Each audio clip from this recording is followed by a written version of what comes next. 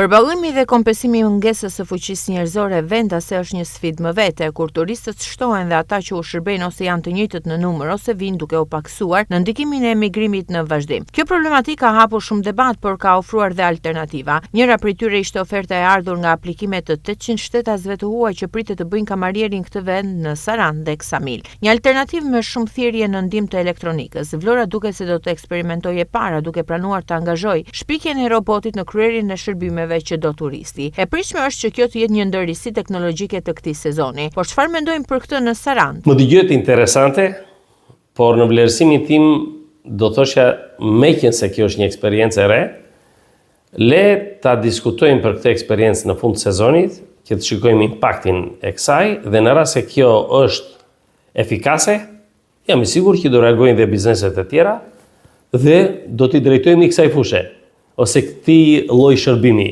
Asgjë nuk është e pamundur sipas Çipës, përderisa teknologjia i vjen në ndihmë gjithnjë më shumë njeriut, por ai nënvizon edhe të veçantën e turizmit, si një fushë ku njeriu i shërben njeriut. Nuk është asgjë e pamundur, por mos harroni se fusha e turizmit është një fushë e cila njeriu duhet të trajtojë njeriu, se është sensitive kësaj natyre. Dhe pjesa që ju përmendet, padyshim mund të jetë në shërbim në një moment caktuar ose në departamente të caktuara që nuk ka të bëjë me atë që çka quhet shërbim ndaj turistit, por mund të jetë shërbim një shërbim mekanik ndaj shërbimeve të tjera të cilat janë spontane dhe brenda subjekteve përkatëse.